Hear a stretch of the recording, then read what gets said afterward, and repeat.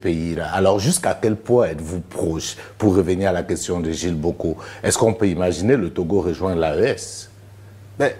Pour moi, ce n'est pas impossible, mais c'est la décision du président de la République, d'abord, et c'est la décision également du Parlement togolais. Nous avions des institutions togolaises, nous avions la présidence de la République, comme vous le saviez aujourd'hui.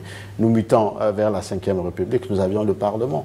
Si le Parlement décide que le Togo puisse rejoindre les pays de l'AES, pourquoi le Togo ne le ferait pas? On le fera. Mais je vais vous surprendre. Demandez aux populations togolaises, les Togolaises et les Togolais lambda, si le Togo veut rentrer dans l'AES, vous allez voir leur réponse. Je vous dirai qu'ils vous diront oui. C'est un bel exercice. Je vais vous prendre au mot. Plus de 70%, ils vous diront oui. Je vais vous parce prendre qu'aujourd'hui, oui, bien sûr. Parce qu'aujourd'hui, que ce soit au Togo, au Bénin, en Côte d'Ivoire, en Guinée, au Cameroun, en Afrique du Sud, partout, les peuples africains veulent être eux-mêmes. Quand vous nous voyez, nous ne sommes contre personne. Nous le disons sans cesse. Nous voulons être nous-mêmes.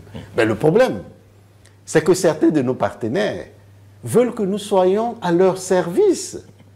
Nous disons non. Les pères des indépendances africaines ont fait une partie de la lutte pour nous donner cette indépendance. C'est ce qui fait que nous vivons aujourd'hui. Vous et moi, nous sommes ici, nous travaillons.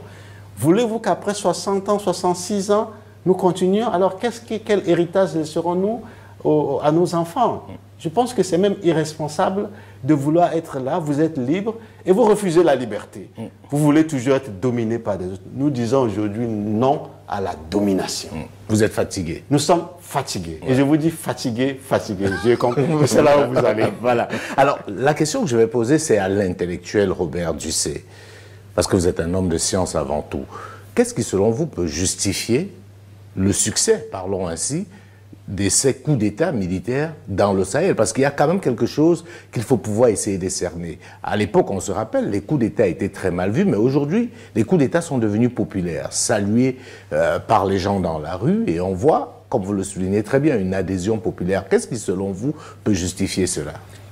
Je n'ai pas une réponse exacte à vous dire, mais je pense que ces coups d'État sont devenus populaires parce que les populations, à un moment donné, ont marre, comme on dit.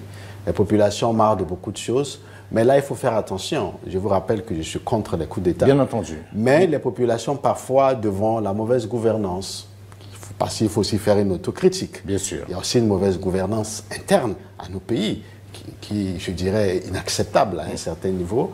Et aussi devant l'ingérence de certaines puissances non africaines, les populations ne savent plus où aller.